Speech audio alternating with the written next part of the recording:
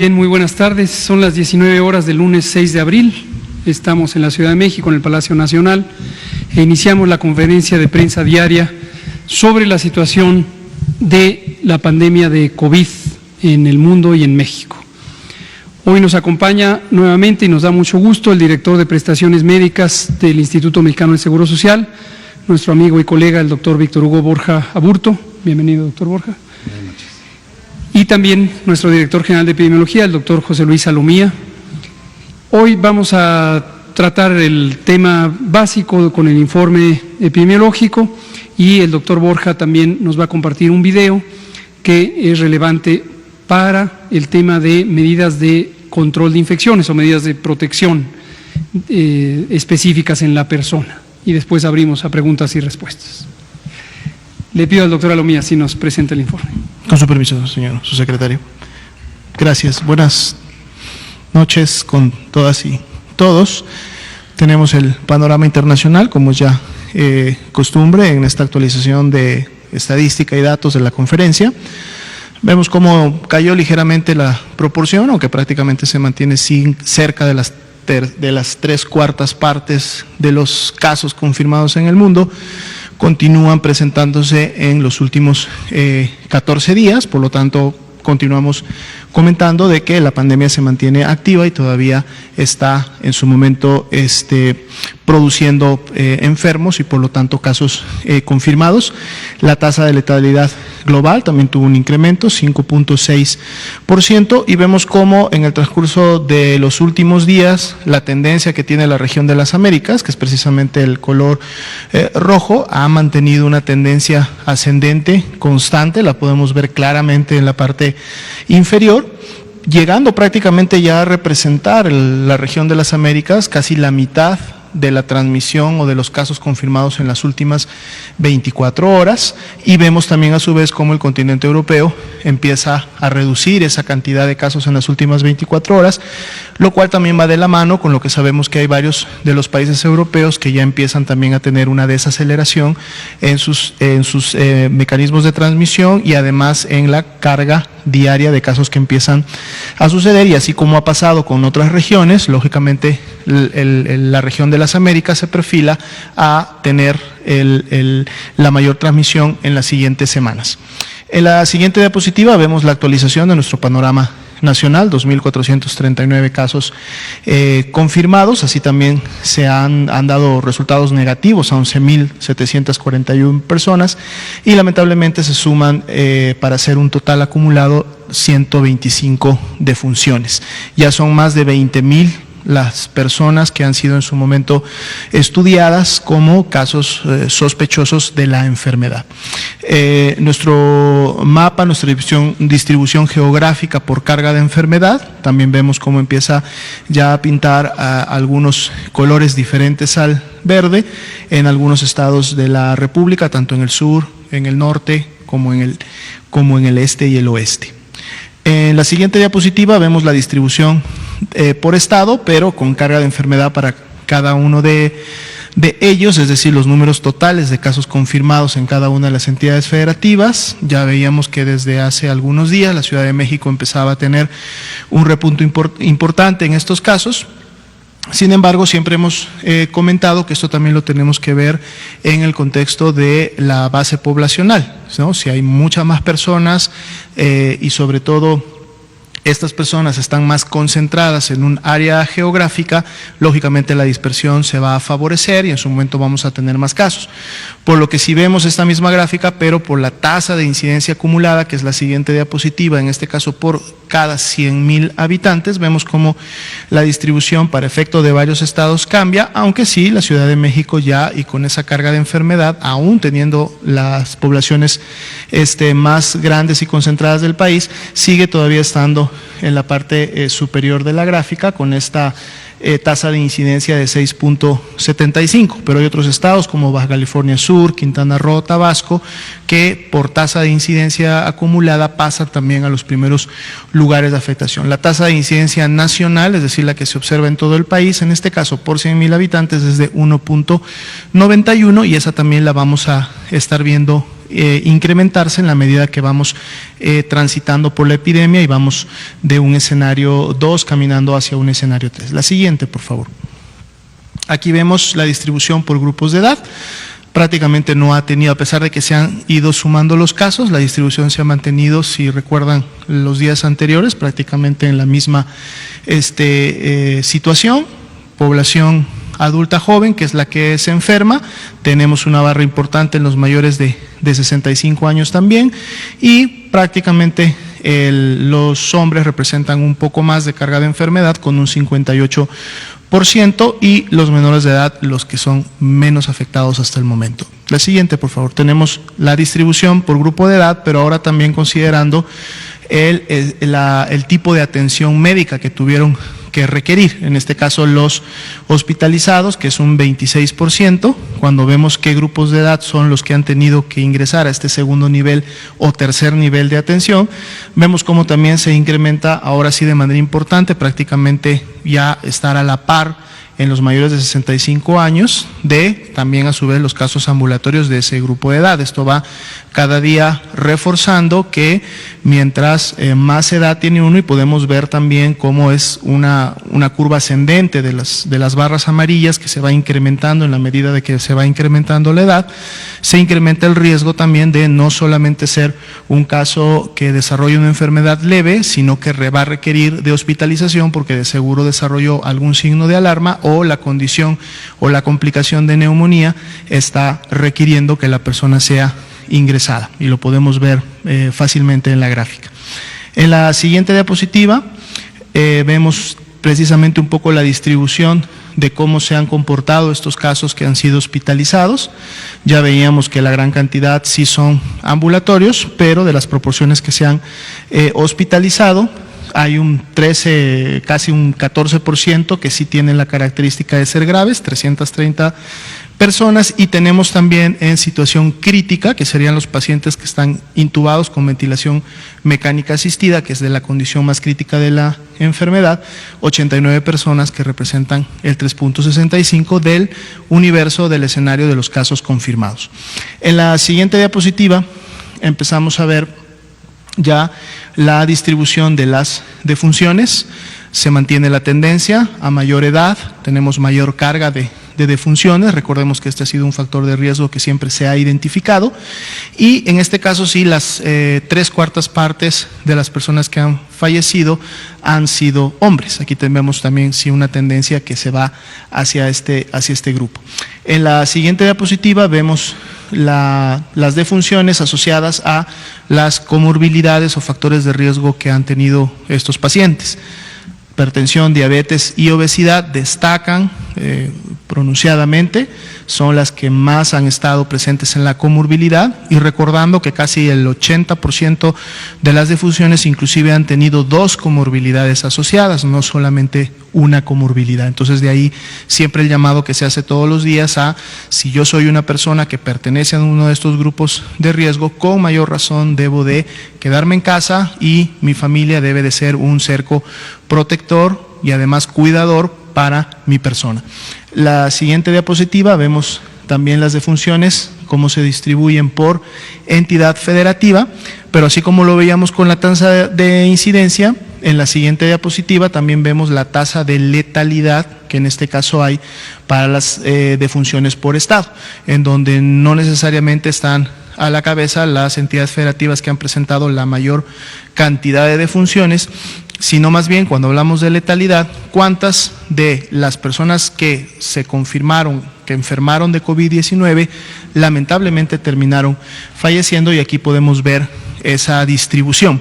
Otra manera de poder observar las defunciones es a través de la mortalidad, que es la siguiente diapositiva que tenemos, en donde también puede haber una redistribución en el orden de los estados, y esto representa en un momento cuántas personas fallecen lamentablemente de la enfermedad de todos los habitantes que hay en una localidad, a diferencia de la letalidad, que es solamente del grupo de los que enfermaron, en este caso por COVID-19, y aquí también, como comentábamos, podríamos ver grandes diferencias más allá de la concentración o cantidad de defunciones que en su momento se producen. En las últimas 2 diapositivas, la siguiente por favor, vemos la curva epidémica de casos acumulados, esto es por cada día que van en su momento dándose los resultados, 2.439, y bueno, podemos ver que todavía continuamos con esa tendencia ascendente, y los días que han pasado desde que en su momento inició la Jornada Nacional de Sana Distancia.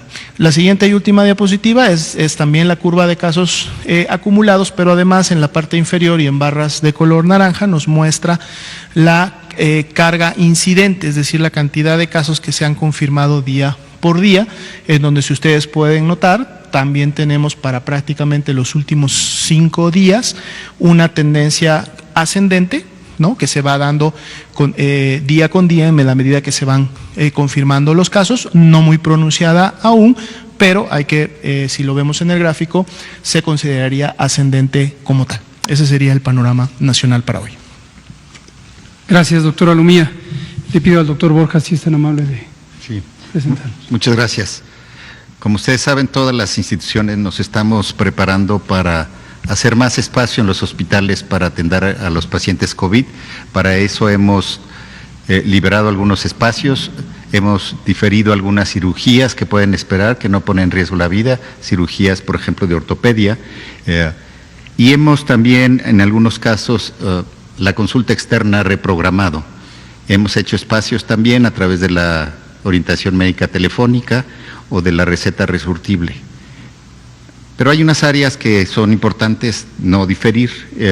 Estas son, por ejemplo, algunas atenciones esenciales, como la consulta externa oncológica, la quimioterapia, hemodiálisis, urgencias para procesos agudos, tales como dolor abdominal, infecciones respiratorias, cirugías de urgencia, cuidados intensivos, traumatología y tococirugía.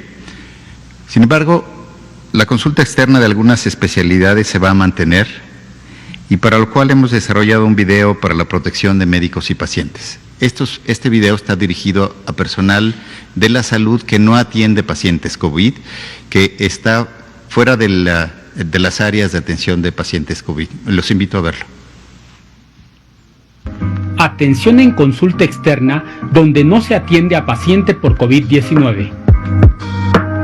Como médico de consulta externa, tu labor para la atención del paciente es muy valiosa. Recuerda siempre portar tu uniforme institucional y gafete de identificación. Si eres mujer, debes tener las uñas cortas, sin esmalte y sin maquillaje, cabello recogido o recortado. Si eres hombre, que sea preferentemente sin barba ni bigote y con uñas cortas y cabello recortado. Recuerda no usar artículos personales como anillos, aretes, pulseras, reloj, collares o cadenas. Evita el uso del celular durante la consulta. Antes y después de atender a un paciente, es importante que realices el procedimiento de higiene de manos con agua y jabón durante al menos 40 segundos o con solución base alcohol al 70% durante 20 segundos, de acuerdo con lo establecido por la Organización Mundial de la Salud. Recuerda mantener la sana distancia de al menos 1,5 metros del paciente y utiliza un cubrebocas quirúrgico. La técnica para colocar el cubrebocas quirúrgico es la siguiente. Revisa cuál es el lado correcto.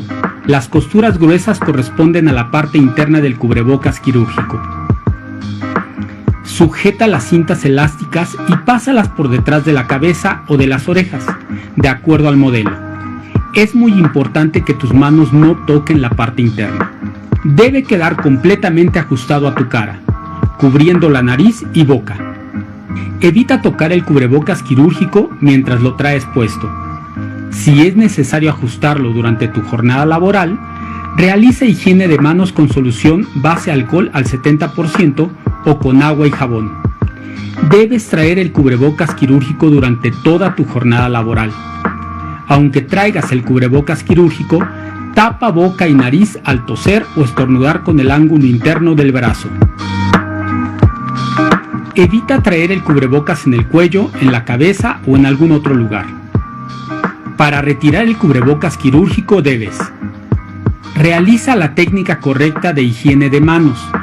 Cuidadosamente, Toma el resorte o cintillas elásticas por detrás de la cabeza y estíralas para facilitar el retiro.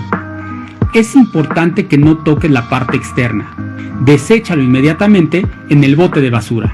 Es recomendable que reemplaces la mascarilla cuando esté húmeda, rota o haya sufrido algún desperfecto. Después de retirar el cubrebocas quirúrgico, realiza higiene de manos con agua y jabón o solución base alcohol al 70%. Este material es el específico y adecuado para las actividades que desempeñas en tu área de trabajo.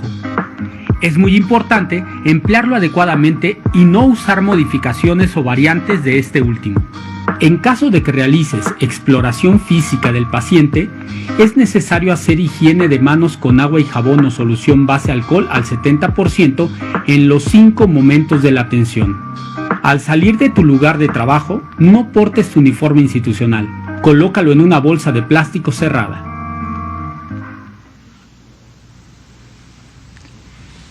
Quisimos mostrar este video porque también muestra cómo se deben tener los cuidados para el tapabocas, la higiene de manos, pero también es el equipo que podrían usarse en casa para cuidar a los pacientes enfermos. Si ustedes recuerdan, más del 80% de los pacientes enfermos se van a recuperar en casa. En casa les hemos recomendado algunos cuidados específicos y es el equipo que puede tener el cuidador del paciente y debe de seguir de igual manera la higiene de manos. Igual que el personal médico, quien cuide el paciente en casa debe seguir estas precauciones. Muchas gracias. Muchas gracias, doctor Borja. Vamos a abrir a preguntas y respuestas. Nomás quiero aprovechar, ayer Blanca Valadez me preguntaba por el tema de las personas con discapacidad y qué cuidados tiene que tener la persona que les asiste. Entonces, precisamente lo que presentó el doctor Borja y el video es para ilustrar este tipo de situaciones y también de uso general, aunque no sea una persona con discapacidad. Hoy vamos a empezar con un hombre que ha estado pidiendo la mano atrás de Ángeles Cruz y luego nos vamos con las mujeres. Buenas tardes, Juan Hernández del periódico Basta de Grupo Cantón. Serían 2 preguntas en específico, así concretitas. La primera, ¿qué procedimientos se deben de seguir precisamente la Secretaría de Seguridad Capitalina, bueno, en este caso las corporaciones policíacas, debido al caso de que hoy se ha dado a conocer que hay 9 infectados por coronavirus y de hecho el día de ayer que muere el policía, que no se sabía que te había muerto por coronavirus, ¿no? ¿Qué se tiene que hacer en esos casos? Y la segunda, creo que no sé si ya le han preguntado aquí sobre el tratamiento para las personas que fallecen. ¿Qué es lo que se tiene que hacer? ¿Cómo se le debe dar el tratamiento? Hay quejas de que las funerarias no están admitiendo a las personas que han fallecido, entonces es una queja que bueno, ha pasado como en otros países. ¿Cómo ustedes van a capacitar precisamente a esta área de lo que es servicios funerarios precisamente para que no haya pues digamos este atentado contra los derechos humanos de las personas, de los deudos? Gracias. Gracias, muy amable. Tenemos uno de los grupos de trabajo precisamente dedicado al tema de las lamentables defunciones y el tema de servicios funerarios. En términos generales, hemos comentado que dado el mecanismo de transmisión de este virus, que es a través de vía respiratoria, las disposiciones generales de bioseguridad que contempla el reglamento de la Ley General de Salud en materia de disposición de cadáveres, tejidos y órganos, aplican en este caso y no hay una necesidad específica que sea distinta a estas medidas de manejo general. Todas las agencias funerarias que tienen una licencia sanitaria, que tienen un aviso de funcionamiento regulado por la COFEPRIS, conocen o deben conocer estos procedimientos y seguirlos, ¿no? ¿Qué se tiene que hacer? Bueno, no tienen por qué negarse y lo pueden denunciar en principio a Profeco como una entidad que está encargada de regular la provisión de servicios al público y yo creo que vamos a poner un número al público, específicamente lo más probable es que tengamos que buscar cuál es la instancia competente en distintos ámbitos de lo que implica negar el servicio, pero gracias por traer el punto y ponemos a disposición pronto. Secretaría de Seguridad o cuerpos de bomberos o desde luego corporaciones de seguridad privada, cualquier cuerpo de trabajo, fuerza de tarea, unidad de trabajo que implica múltiples personas, tiene un riesgo adicional de que haya una propagación directa, precisamente porque la naturaleza de su trabajo les lleva a estar concentrados. Entonces, ¿qué precauciones tienen que seguir? Las precauciones de la sana distancia, las que hemos dispuesto desde el inicio en los lineamientos técnicos y que ahora están formalizadas por los 2 acuerdos de la Secretaría de Salud en estas disposiciones especiales. Lo que sugiero, si está pensando en algún grupo en especial, pero esto es genérico para cualquier corporación, insisto, policíaca o de bomberos, es que utilicen la información que hemos puesto a disposición desde hace varias semanas. Toda está en la página coronavirus.gov.mx, que es el nuevo dominio en el que está todo el micrositio, y ahí están extensas recomendaciones técnicas para cualquier grupo que esté con cierto hacinamiento. Muchas gracias. Vamos a darle a Ángeles Cruz, usted habló ayer, y también Natalia Vitela. ¿Qué pasó, compañera? Buenas noches del periódico La Jornada. Hablado, por favor. Yo quisiera aprovechar que está el doctor Borja y preguntarle qué noticias tiene de Baja California. Hoy llegaron información de que ya están siendo rebasados los servicios hospitalarios en esa entidad por enfermos con coronavirus. Y doctor López-Gatell, quisiera abordar un tema sobre la cantidad de personas que han fallecido por esta enfermedad. Aquí solamente se habla de las comorbilidades asociadas. Mi pregunta es, ¿hay una cantidad de personas que hayan muerto sin haber tenido estas enfermedades de riesgo o no ser adultos mayores? Porque presentado así, lo que me han comentado es que da la impresión de que solo se tienen que preocupar por la enfermedad y las complicaciones quienes se sepan con diabetes o con todas las condiciones, pero quienes se crean que no tienen esta condición, pues pueden pensar que no están en riesgo. No sé si esta información usted me la pudiera compartir. Y de los fallecimientos, ¿todos han ocurrido en algún hospital o es posible de que algunas personas hayan perdido la vida afuera de los hospitales? Una última cosa, discúlpeme, la hidroxicloroquina que está agotada, está próxima a volver al mercado, según ha comentado el fabricante. ¿Hay ya disposiciones de la Secretaría del Gobierno Federal para regular la venta de este producto? Porque hoy cualquiera que vaya y lo pida, se lo dan, si hubiera. Claro. Pero cuando haya va a pasar. Claro, muchas gracias. Gracias. Si quiere, doctor Borja. Sí, en Tijuana no estamos rebasados todavía. Sí hemos visto un incremento en el número de hospitalizaciones por infección respiratoria aguda grave, todavía no confirmada como COVID, pero así es como hacemos la vigilancia epidemiológica por infección respiratoria aguda grave. Ya hay personal buscando la reconversión y preparándose más específicamente.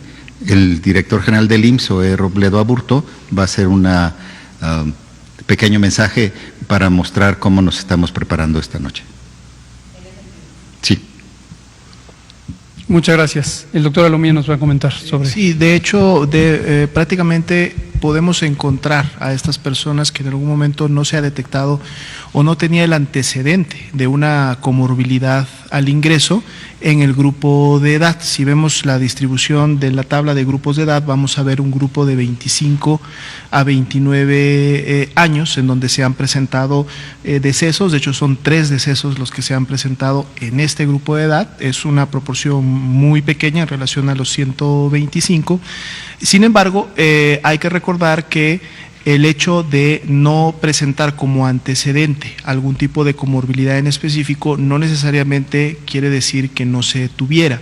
Muchas veces lo que pasa con este tipo de enfermedades como COVID-19 y en su momento lo fue la pandemia de influenza H1N1 es que tiende a revelar alguna situación que la persona igual y desconocía, no necesariamente de enfermedades crónico-degenerativas, sino más bien de problemas autoinmunes, por ejemplo.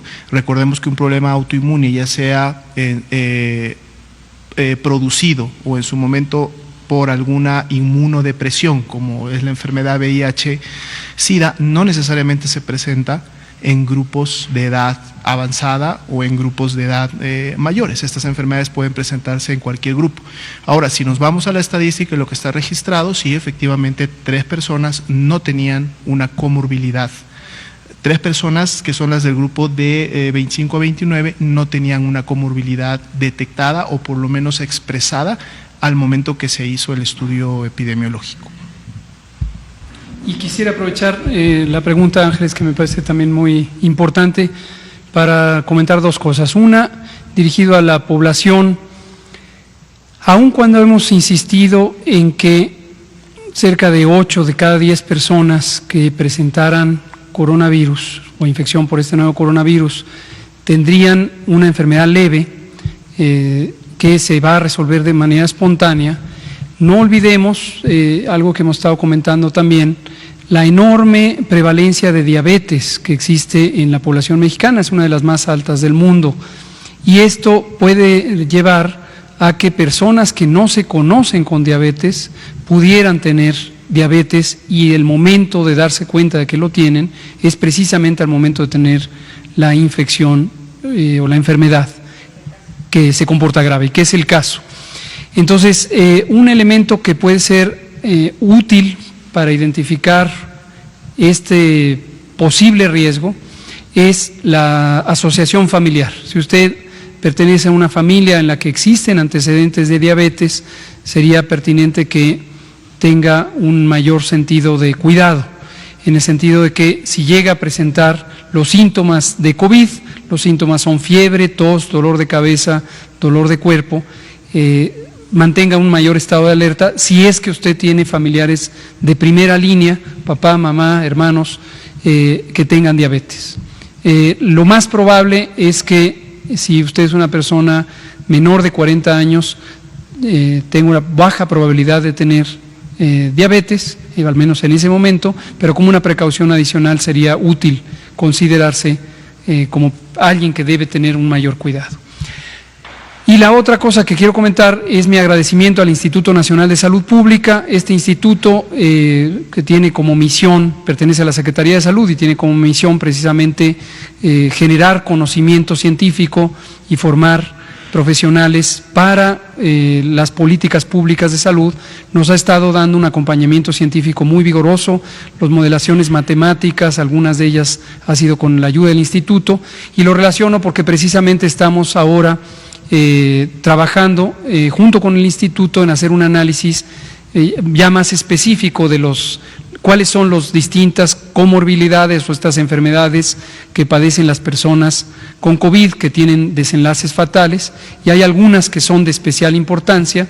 Hasta el momento son la diabetes precisamente y la inmunosupresión, que pueden aumentar hasta 95% y 76% respectivamente el riesgo de complicaciones y el riesgo de muerte. El análisis todavía es preliminar, se está trabajando, y seguramente cuando tengamos una mayor cantidad de datos va a ser mucho más robusto el análisis. Pero agradezco, el instituto nos ha acompañado en mucho, también a través de la doctora Celia Alpuche nos ha ayudado también en la reorganización del proceso diagnóstico, y en fin, es una institución que nos acompaña mucho. Cloroquina. Cloroquina e hidroxicloroquina son 2 medicamentos que se inventaron hace muchos años, hace más de 40 años, para el tratamiento del paludismo, pero desde hace, no sé el dato exacto, pero unos 30 años se utilizan también como inmunomoduladores para enfermedades reumáticas, lupus, artritis reumatoide, entre otros. Y desafortunadamente, cuando circularon noticias de que estos 2 medicamentos podrían ser útiles para el tratamiento del coronavirus, se precipitaron una suerte de compras de pánico completamente injustificadas, debo decirlo, completamente injustificadas, en la medida en que no existe una demostración científica todavía de que estos son medicamentos útiles para el coronavirus. Menos útil aún es tenerlos en reserva, esperando como una especie de medida de protección o precaución anticipada. Entonces, desafortunadamente eso llevó a desabasto en las farmacias privadas de estos 2 medicamentos, y sabemos que hay personas con enfermedades inmunológicas que hoy los necesitan. Una disposición formal, pero estamos analizando si a través de COFEPRIS debiéramos poner algún tipo de regulación o límite de consumo. Vamos a dar la palabra aquí a las compañeras que no han participado antes y luego nos vamos con las que han participado muchas veces. Gracias, buenas tardes. Arely Villalobos del Sistema Público de Radiodifusión. Por favor. Dos preguntas. La primera, quiero saber a la fecha cuántos laboratorios privados u hospitales privados han sido sancionados por promocionar o aplicar pruebas para detectar COVID-19 sin tener el registro o cumplir con la normativa del INDRE, y que nos actualice los datos de a la fecha cuántos hospitales públicos y laboratorios privados pueden aplicarlas y cuentan con la autorización del INDRE. Esa sería una primera pregunta y si me permite hago otra. Con gusto. El doctor José Luis Salomía, director de Epidemiología y del INDRE, sabe de esto. Gracias. De hecho, comentar que no en estos momentos no están en las atribuciones y la competencia del INDRE el tema de las sanciones. Esto tendría que ser en su momento realizado por otro tipo de autoridad.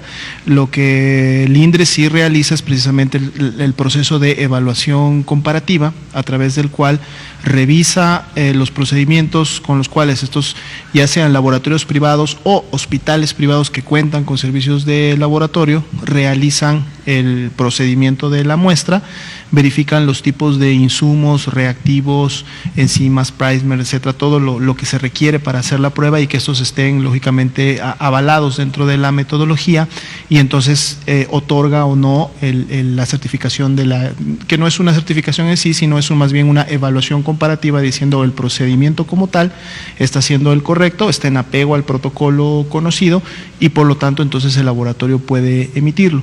El INDRE está publicando cada vez que se actualiza esta lista, está publicando directamente en la página de la Dirección General de Epidemiología el listado de los laboratorios que en su momento se van incorporando. Ahorita, si gusta, con los compañeros de comunicación social le pasamos la página, porque todos los días puede cambiar esta lista y se puede estar actualizando, pero ya eran más entre la Red Nacional de Laboratorios y los hospitales privados y laboratorios privados que pueden ya realizar la muestra, ya prácticamente eran más de 55 laboratorios que en su momento estaban realizando las pruebas, algunos de ellos con inclusive cadenas nacionales, es decir, que tienen establecimientos que toman muestras en muchas partes de la República Mexicana.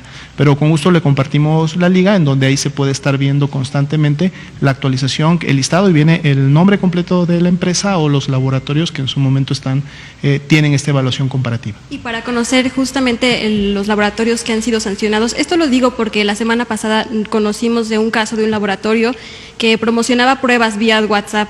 Este laboratorio entiendo que fue sancionado, que dejó de hacerlo, pero quisiera conocer el listado o la institución que se encarga de dar a conocer estos datos. Correcto, normalmente eso tendría que caer un poco más en el marco precisamente de la autoridad sanitaria que regula la actividad tanto del otorgamiento de servicios de salud como en su momento los procedimientos que se llevan al interior de este tipo de establecimientos. Hacemos la consulta para ver si esta autoridad en su momento ha emitido alguna sanción de manera directa u oficial, y con gusto les traemos el dato.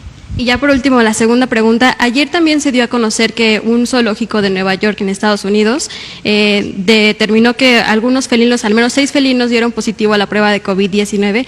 Esto de ser verdad que el virus se puede transmitir a animales, ¿cómo cambiaría el protocolo para evitar este tipo de transmisión? Y si en México se están haciendo algún tipo de vigilancia animal también para detectar ese tipo de casos. Gracias. Cómo no, gracias. Al inicio de la epidemia, cuando estaba en China, también se conocieron algunos casos aislados o puntuales de transmisión aparentemente de humanos a animales domésticos. Hasta el momento no existe evidencia de que sea un fenómeno generalizado. No es de sorprender que esta transmisión reversa pudiera existir. Este virus, recordemos, es un virus zoonótico, originalmente estaba en las otras especies animales diferentes del humano, entonces no es sorprendente que pudiera tener una reversa. Pero hasta el momento no se ha identificado como un fenómeno generalizado que amerite un cambio en las prácticas de prevención. ¿Sí? Aquí quiero aprovechar en tiempo real nuestro muy querido y respetado doctor José Novelo, titular de COFEPRIS, me ayuda con una aclaración respecto a su pregunta sobre las funerarias y me especifica que los avisos de funcionamiento dependen de las autoridades municipales, de los ayuntamientos, no de COFEPRIS. Entonces queda hecha la aclaración. Gracias, doctor Novelo. Me gustaría, en medio de las preguntas, pedirle al doctor Víctor Borja, él tiene un mensaje específico que nos interesa permear sobre la seguridad del personal de salud en la vía pública en relación con el estigma y la discriminación. Sí, hemos estado preocupados por las agresiones, amenazas y actos discriminatorios contra el personal de la salud que atiende casos de COVID-19 en diversos estados del país. Como instituciones de salud, queremos expresar que la salud de gran parte de la población depende de este personal sanitario, por lo que es fundamental ser solidarios con este sector, que es la primera línea de batalla en el cuidado y atención de personas con COVID-19. Amenazar la integridad física del personal médico o afectar el funcionamiento y operación de la infraestructura hospitalaria destinada en este momento a atender la emergencia sanitaria vulnera la capacidad de respuesta que la población requiere. Como instituciones de salud, exhortamos a la población a apoyar y confiar en el personal médico profesional, que es el primer contacto de atención para los casos de COVID-19. Para nosotros, la integridad física de nuestros cuadros médicos es fundamental para garantizar la atención de todos los mexicanos. Les pedimos cesar las agresiones contra el personal de salud. Muchas gracias. Gracias, doctor Borja. Vamos a darle la palabra a las compañeras que estaban pendientes. Usted todavía no, usted y usted, que no han hablado. Primera vez que nos visitan, y usted también. Hola, buenas noches. Tere Moreno del Universal. Primero que nada, doctor, hoy la Facultad de Medicina de la UNAM decide retirar a sus internos de hospitales, institutos de salud pública. Señala que no hay capacitación para ellos y que tampoco hay equipo de protección suficiente. Los van a retirar hasta que no haya condiciones para que regresen a trabajar. Si nos pudiera dar un comentario sobre esta situación. También hoy por la mañana el presidente menciona que se podría solicitar el apoyo de médicos cubanos para México, apoyar a México en esta contingencia, si ya existe un proyecto concreto o una solicitud formal del gobierno mexicano y por qué hacer esta solicitud, si en México faltan especialistas. Y al doctor, si nos pudiera por favor detallar un poco más sobre estas agresiones. Ya hemos visto amenazas en redes sociales, distintas noticias, pero si ya ha habido agresiones físicas directas al personal de salud del IMSS y también pues de las otras instituciones. Gracias. Con gusto. Sobre esta tercera pregunta es exactamente lo que está mencionando el doctor Víctor Borja. Habían sido casos, se podría decir, aislados, pero todos ellos son indignantes, son lamentables y lo que muestran es, desde luego, un fenómeno que es natural, pero de ninguna manera justificable, que consiste en que el miedo produce reacciones irracionales, produce reacciones que no tienen ningún sentido, ningún fundamento y no tienen justificación alguna cuando se trata de el respetar la dignidad y la integridad de las personas. Y como también señala el doctor Borja, y por supuesto me sumo enfáticamente a ese comentario, es aún más indignante cuando se trata precisamente de las profesionales de la salud y los profesionales de la salud de quienes dependemos todas y todos en este momento, porque están en la primera línea de trabajo enfrentando esta epidemia. Entonces, el pronunciamiento es de indignación y de exigencia a que esto no ocurra y desde luego esto es totalmente punible, sancionable y no será permitido. Respecto a los médicos internos de pregrado, ayer estaba aquí una colega del Politécnico, del Instituto Politécnico Nacional, y nos hacía un comentario semejante y la respuesta es esta: el personal de salud en entrenamiento, los y las médicos internos de pregrado, también los que están haciendo su especialidad médica, no tienen una relación de contractual con la institución de salud. Son becarias y becarios de las Secretarías de Salud que paga las becas o del Instituto Mexicano del Seguro Social o de las distintas instituciones. Pero la responsabilidad recae precisamente en las instituciones académicas y pues entendemos, nos parece legítimo que esto pudiera haberlo decidido, en este caso la universidad o el Politécnico o cualquier otra universidad, y desde luego introduce un inconveniente porque se reduce la capacidad de respuesta del Sistema Nacional de Salud y pues buscaremos el mecanismo de dialogar con la universidad para buscar tener las mejores condiciones para que vuelvan, ¿sí? El proceso de capacitación es más fácil efectivamente con el personal ya laborando, porque el personal que ya está laborando tiene ya un entrenamiento previo, han terminado su formación como médicas y médicos.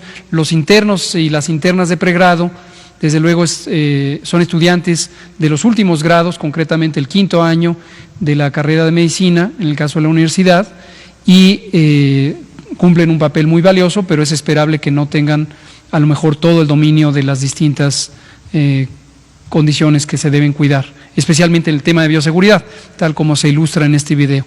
Y estamos trabajando en el entrenamiento de todo el personal para asegurarnos que se cumplan de manera más estricta los distintos protocolos. Las guías técnicas han estado presentes desde la primera semana de febrero, específicamente la guía de control de infecciones, y aquí lo que hacemos es un llamado a todas las autoridades sanitarias del país. No olvidemos que los gobiernos estatales son autoridades sanitarias. Es decir, hay una responsabilidad específica de los 32 gobiernos estatales en su ámbito de competencia, que es cómo opera el sistema de salud en sus entidades federativas. Entonces, sí, es muy importante que también participen activamente en este proceso de capacitación. Doctor Borja. Sí, a mí me gustaría mencionar que desde mediados de marzo, todos los internos fueron retirados en el IMSS de las áreas de atención a COVID-19. No se encuentran atendiendo este tipo de pacientes y se encuentran en otras áreas del hospital donde no se manejan este tipo de pacientes. Nosotros continuaremos con aquellos que voluntariamente continúen y las universidades así lo manejan. No es una decisión del IMSS, es una decisión de las universidades. Gracias, doctor Borja. ¿Mande? Médicos cubanos o de cualquier otra nacionalidad, ha habido distintas ofertas internacionales, también hay fundaciones, organizaciones internacionales de asistencia médica y todas han sido puestas a consideración y análisis en la medida en que pudiera ser necesarios. Cada país que ha ido viviendo intensidades distintas de la epidemia ha constatado lo que nosotros hemos relatado aquí, que cada sistema de salud tiene sus distintas insuficiencias. Entonces, en un momento dado, como también les hemos detallado, incluso antes de COVID, México heredó para esta administración un sistema con muchos años de baja inversión, baja desarrollo, y tenemos los índices entre los más bajos de los países de la OCDE de personal de salud por 100,000 habitantes. Esto nos pone en un reto y, como explicó el otro día el doctor Sbarch, necesitamos aceleradamente reclutar y entrenar personal de salud. Entonces, en un momento dado tenemos que tener una decisión pragmática. Si alguien ofrece ayuda, pudiera ser considerado. Cuando usted dice si en México hay médicos y médicas, por supuesto que los hay, pero en un número insuficiente. Esto está plenamente documentado. La propia OCDE desde hace muchos años había documentado que México no tiene suficiente personal de salud para lo que debería tener en condiciones ordinarias, con mayor razón durante una emergencia de salud como esta. Quiero aprovechar para comentarles que hoy se publicó en el Diario Oficial, hace tan solo unos minutos, un nuevo acuerdo del secretario de Salud que establece los lineamientos que detallan las actividades esenciales de ciertos sectores industriales específicos. Esto es importante porque desde que se publicó el acuerdo previo, el segundo acuerdo, y se especificó que hay que suspender temporalmente todas las actividades laborales con el propósito de quitar movilidad en el espacio público, ha habido inquietud por distintos sectores económicos que quisieran identificar la oportunidad de mantener sus operaciones. Hemos dejado muy en claro que no tenemos prejuicio alguno en contra de cualquier actividad económica, y si no tuviéramos una emergencia sanitaria, pues qué mejor que estuvieran operando todas las distintas actividades económicas, grandes, medianas y pequeñas, pero tenemos una emergencia sanitaria.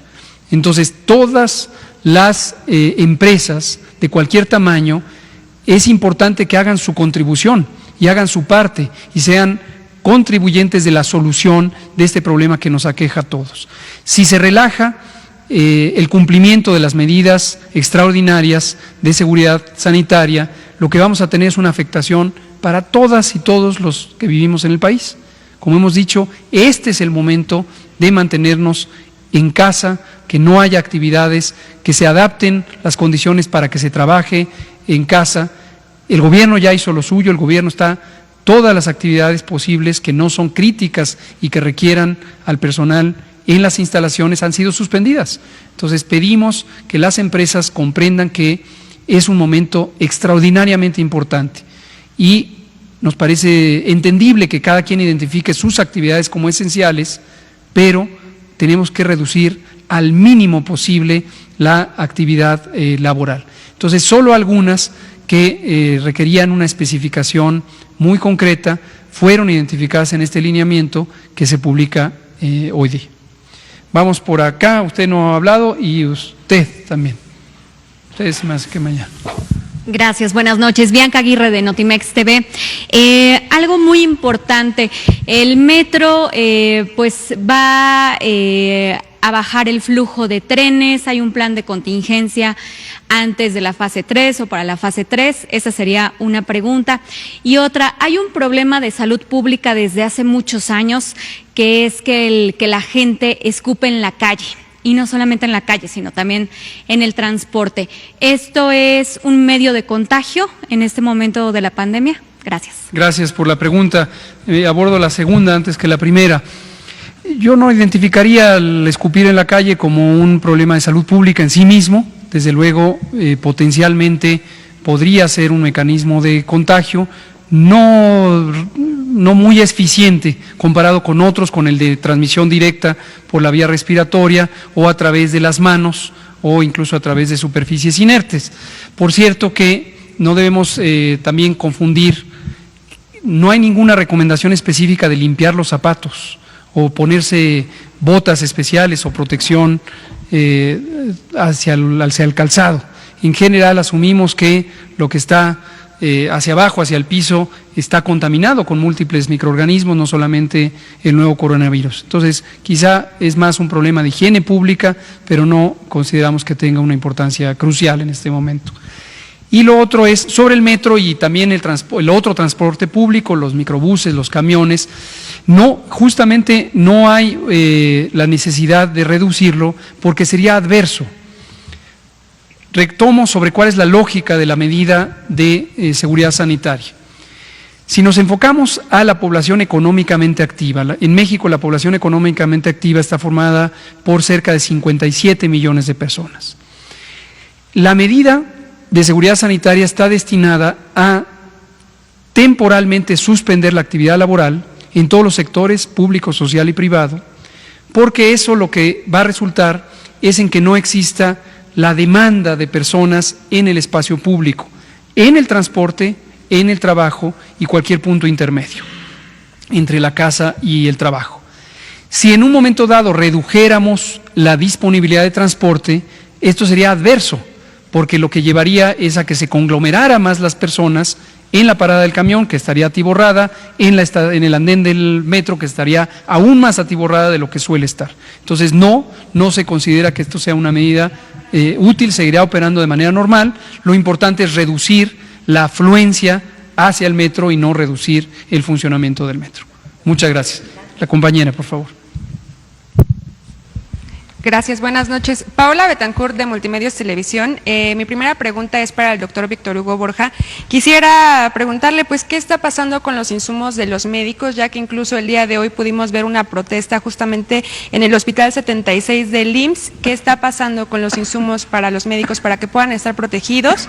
También, subsecretario Gatell, quisiera preguntarle sobre la reunión que tuvo hace unos días, que fue una reunión virtual con gobernadores, con el canciller, con la secretaria de Gobernación, si se llegó a algunas medidas homologadas en todos los estados justamente para afrontar la pandemia, y finalmente, después del 30 de abril, ¿qué panorama podríamos esperar? ¿Se irán retomando actividades o quizás se tomarán medidas más estrictas? Estas son las preguntas. Doctor Borja. Sí, si ustedes recuerdan, nosotros reconocimos algunas dificultades al principio de la epidemia con los insumos y la capacitación del personal. El personal se encuentra ya capacitado y en los insumos se encuentran en proceso de completar. Llevamos más del 80% de las áreas del IMSS con los insumos completos. Estos se completarán esta semana. Sobre todo hemos tenido problemas con N95, que es el equipo que se utiliza para áreas específicas donde se generan aerosoles. El resto se encuentra cubierto. Debemos mencionar que nosotros, como este video que pasamos al principio, hicimos distintos videos para diferentes categorías, desde los camilleros, el personal de enfermería, el personal de la cocina, de los médicos intensivistas y del personal de la consulta externa, así como las diversas categorías que tenemos, de tal manera que se encuentran capacitados a través de videos y de sesiones presenciales, y los insumos, como en todo el mundo ha habido dificultades, también hemos tenido dificultades para completar los ventiladores. Estos se encuentran en proceso. Okay. Gracias, doctor Borja. Sobre la reunión con los gobernadores y la jefa de gobierno y la gobernadora de Sonora, fue una reunión productiva, duró mucho, duró 4 horas, pero ayudó a que cada una y uno de ellos externara una serie de dudas sobre distintos temas que tienen que ver con la respuesta, desde la reconversión hospitalaria, los protocolos de precaución o de prevención, las medidas sanitarias estas que restringen la movilidad en espacio público, playas, zonas turísticas, el cierre de los hoteles, etcétera. Entonces fue muy productiva. Expreso, como lo he hecho en otras ocasiones, mi respeto a todos y cada uno de los gobernadores, la jefa de gobierno y la gobernadora de Sonora. Identificamos en todos ellos un sentido de gran responsabilidad. En la medida que son autoridades sanitarias, están ejerciendo sus funciones con gran responsabilidad. Pero hubo algunas medidas homologadas para que todos los estados tomen estas mismas medidas, o cada estado decidirá cómo actuar ante la pandemia. Cada estado requiere tener justamente esta flexibilidad por 2 razones. Una, porque todos ellos, como gobiernos libres y soberanos, y están identificados por la Ley General de Salud como autoridad sanitaria, tienen la responsabilidad específica. Lo que ocurra en cada uno de los estados de manera directa es responsabilidad de las y los gobernadores. Entonces ellos tienen que tener la posibilidad de flexibilizar de acuerdo a sus realidades. Y también porque la epidemia, como hemos venido comentando, no se comporta con la misma velocidad o la misma intensidad en cada entidad federativa. Concretamente, en el Valle de México es esperable que la jefa de gobierno y el gobernador del Estado de México necesiten tener medidas más intensivas que lo que tiene en un momento dado el resto del país, porque la transmisión es más intensa en el Valle de México. Y sobre el panorama que podemos esperar después del 30 de abril, si quizás haya medidas más restrictivas, o qué podemos esperar. Es temprano para identificarlo, es temprano. Nosotros monitoreamos la situación epidemiológica todos los días, varias veces al día, y finalmente la traemos en un resumen aquí a las 7 de la noche. Pero le agradezco su pregunta para recordarle a todas y todos que estas medidas se necesitan ahorita en la fase 2 y que nos seguimos acercando a la fase 3. Irremediablemente vamos a llegar a la fase 3, irremediablemente vamos a tener más y más y más y más casos, y también casos graves, y también sobreocupación de los hospitales. Entonces, este es el momento de quedarnos en nuestra casa, disminuir la transmisión, porque la situación va a ser aún más intensa, de hecho más intensa después del 30 de abril. Porque es el momento en que va a estar creciendo la curva epidémica. Las medidas se aplican con antelación, por eso las decretamos desde la mitad de febrero, entraron en vigor la mitad de marzo entraron en vigor el 23 de marzo, y es ahora donde tenemos que ejercerlas. Se ha contemplado, y así está dispuesto en el acuerdo del secretario de Salud publicado la semana pasada, que rumbo al momento en donde se termine la Jornada Nacional de Sana Distancia, trabajando en colaboración con la Secretaría de Economía y la Secretaría del Trabajo, definiremos las modalidades específicas para continuar con estas medidas de sana distancia en otras vertientes. Pero insisto, es temprano para saber si serán más estrictas o menos estrictas. Blanca Valadez, por último. Gracias. Pero nos quedan poquitos minutos. Sí, sería muy rápido. Doctor Borja, a partir de esta pandemia, ¿cuántas consultas han recibido? ¿Cuántas incapacidades se han generado a partir de esta herramienta digital? ¿Si hay saturación o no ahorita? Y doctor Gatell, nos enteramos o documentaron un caso en Oaxaca de un delegado que se escapó siendo positivo de COVID, y no solamente se escapó, sino que escupió a los pacientes, escupió a las personas que estaban ahí por no dar un trato preferencial. Esto fue en un hospital regional del ISSSTE. Saber qué nos puede decir al respecto. Y al doctor Alomía, estas 3 personas que no forman parte de las personas crónicas, que no tienen, ¿por qué fallecieron? Es decir, ¿cuál fue el factor que detonó? ¿Se tardaron o qué pasó? Gracias. Gracias. Doctor Borja. Sí, en el IMSS damos cerca de 18 millones de consultas al mes. Este número no ha disminuido, pero se ha sustituido por las consultas regulares por aquellos pacientes con infecciones respiratorias. La mayor parte de aquellos que hemos atendido son infecciones respiratorias que no se confirman como COVID. El fin de semana recibimos cerca de 10,000 llamadas en la orientación médica telefónica, el call center que tenemos, y de estos solo 600 fueron derivados específicamente a que fueran a los servicios de salud. Los demás se mantienen ambulatorios. Le preciso el dato después. Sobre el delegado no tengo conocimiento de esto, pero lo vamos a averiguar y mañana lo comentamos.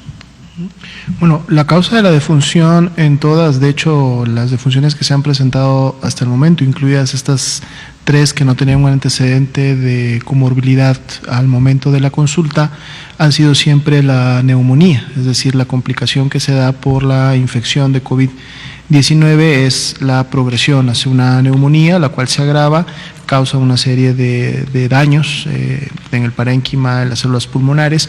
Esto lógicamente limita el intercambio gaseoso de oxígeno que el cuerpo necesita y genera toda una serie de complicaciones, ¿no? Lo que no se sabía, como comentaba al inicio de estas personas, es si tenían o no alguna comorbilidad. No todos los casos se realiza algún estudio post-mortem, eso depende también de la voluntad o de la petición de la familia, pero se podrían revisar en un momento o se tendrían que revisar en lo particular cada uno de ellos. Gracias, doctora Alomía. Pues vamos a terminar aquí, son las 19:58. Les recordamos, quédense en casa, es importante que quede muy claro, la epidemia no se ha acabado, la epidemia está apenas entrando en su fase más intensa y hemos estimado que en las próximas 2 a 3 semanas vamos a estar en un crecimiento muy acelerado, que esperamos sea menos acelerado de lo identificado o proyectado originalmente, y que refleje la utilidad de estas medidas de distanciamiento social, el esfuerzo, el sacrificio que están haciendo todas y todos ustedes en este momento al quedarse en casa, alterar su vida, renunciar a ciertas necesidades, y esto lo digo para la población en general, lo digo también para el sector social, lo digo para el sector público y también lo digo para el sector privado. Sabemos que esto es un sacrificio muy grande, pero esto es algo que necesitamos hacer todas y todos al mismo tiempo, intensamente, y mantenerlo. Todavía faltan muchos días de este periodo de receso, de resguardo, pero lo tenemos que hacer para lograr aplanar la curva, reducir la transmisión para que no haya tantos casos y se puedan evitar muertes. Muchas gracias. Gracias.